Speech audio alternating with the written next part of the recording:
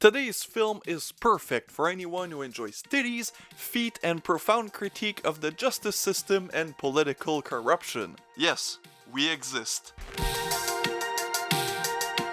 Now, I've never been shy about my fascination, or as some people call it, obsession, with Japanese culture. Now, ever since I've been a wee lad, I've been obsessed with one aspect or another of Japanese culture. When I was very young, I was obsessed with manga and anime, and as I grew up, I became obsessed with Japanese 70s, 60s, and 80s exploitation. And there's always something that was the catalyst to that obsession. In the case of anime, it was the first time I saw Samurai Champloo, and in the case of 70s exploitation film, it was when I discovered the actress Meiko Kaji and her filmography. Now, I think the first one that I discovered was Lady Snowblood, which I'll eventually cover because I was a huge Kill Bill fan. However, one Meiko Kaji 70s exploitation Japanese film stands on its own as one of my favorite films of all time. And that series is, of course, the Female Prisoner Scorpion films.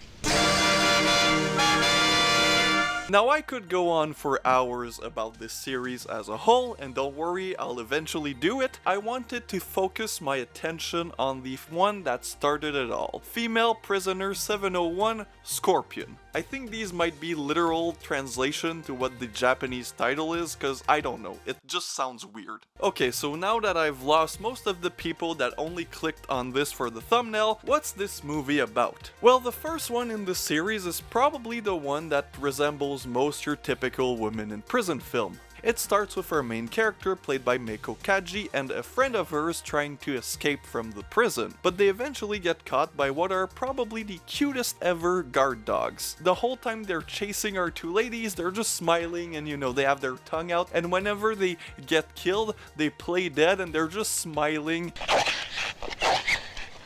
And then we get our theme song, sung by Meiko Kaji. Because as I read in the Arrow book about her career, back in the day in Japan, you weren't just an actor, you had to be the entire performer. Meiko Kaji had never really sung before, and she was kind of forced into it. However, this makes it for one of the most hauntingly beautiful theme song ever. Add to that the translation of the lyrics, and you have what is truly a slapper.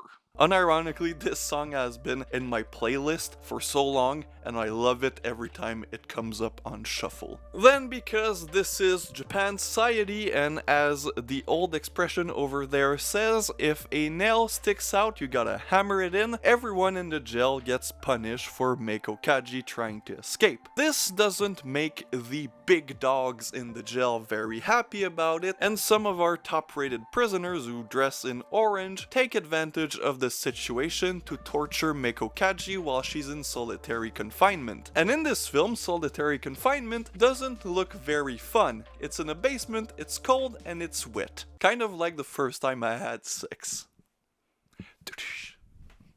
During that time, we get our backstory told through narration by Meiko Kaji, and we are explained why she's in jail. The reason is that she was tricked by her boyfriend that worked for the DEA equivalent of Japan. She was used for him to, bust the Yakuzas that were selling dope. However, you can see that her boyfriend is a bit of an asshole. Clearly, but I mean he's also very much corrupt. From what I understand, he works for another Yakuza group and he only uses his leverage as a police officer to help out that criminal. This sends Meiko Kaji's character in a fury and she tries to murder him. And she gets busted and sent through the jail. However, she is one of the toughest character ever put on screen, and her will for revenge will keep her alive throughout the entire film, even though she is, a bit mistreated in jail.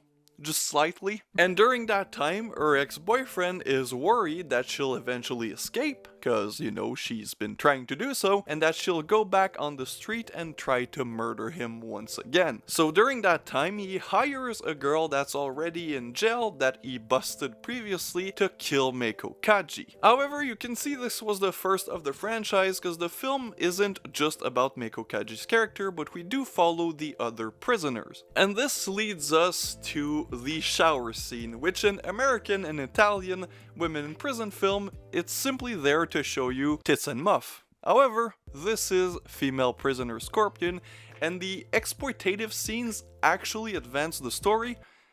Maybe not the lesbian scene, but it's still an exploitation film, let's be honest here. And during the shower scene, one of the girls dressed in orange wants to screw over another prisoner by putting something that would be used to escape in her dress while she takes a shower. However, Meiko Kaji sees this and flips the scenario around. She plays the Uno reverse card on the girl in orange. And the girl in orange gets caught, and that throws her into a fury, and she tries to attack Meiko Kaji. However, Meiko Kaji just closes the door on her, she hits the glass, and then she takes a piece of glass and tries to kill our main character. However, Meiko Kaji isn't stupid, she dodges the knife, and then the warden, this asshole son of a bitch, gets stabbed in the eye, and it's one of the most satisfying scenes in this entire film. Of course, this makes him very big mad, and he forces every girl to, do slave labor by digging up holes and then filling up the holes. But he has a special treatment for Meiko Kaji since it's not really her fault, but kind of, and he makes her work extra hard. He won't give her any break, he'll make her dig tunnels day and night. And while Meiko Kaji is digging the hole, the other girls are bullying her, and that's why you should say no to bullying,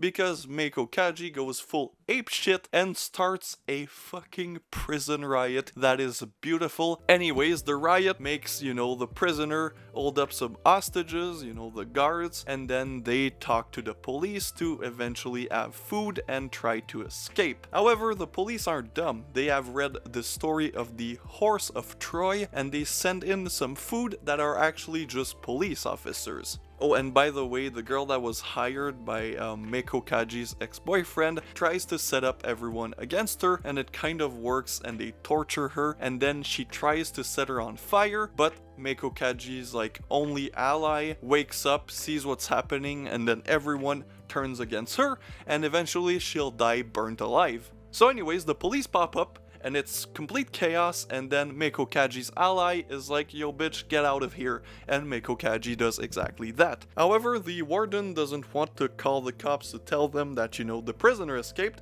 because they'll look dumb. Which isn't exactly false, but whatever. And during that time, we get a montage of Meiko Kaji murdering everybody. That's beautiful, and I don't know if Martin Scorsese ever watched this, but it kind of is like that scene in Goodfellas, but even better. Eventually, Meiko Kaji will of course take revenge. Then we get this very beautiful shot of Meiko Kaji walking towards the camera, and the end. So, do I even have to ask? Yes, I recommend this film. It's one of my personal favorite, and it's much deeper than what it looks like. At first glance, this might look like your typical 70s woman in prison film. However, it is not. And I'd say that's proven by the other entries in this series. The first one might give you that that feeling, but trust me, the series goes off the path of your typical woman in prison film, and it's just beautiful. Meiko Kaji's character is one of the strongest characters in cinema.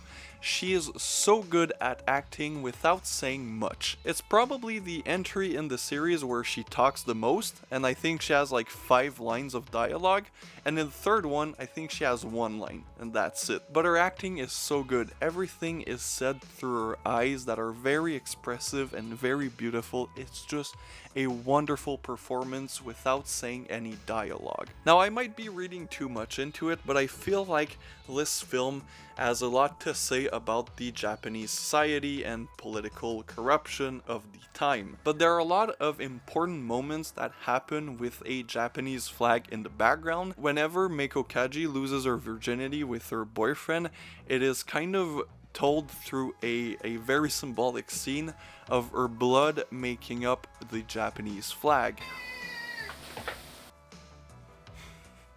She doesn't like me talking about blood. To me, this is a wonderful, incredible piece of Japanese cinema and just cinema in general, and it needs to be studied more. I need an hour-long video essay about the franchise. It's a beautiful, mind-blowing piece of exploitation film. So thank you very much for watching, and see you guys next time.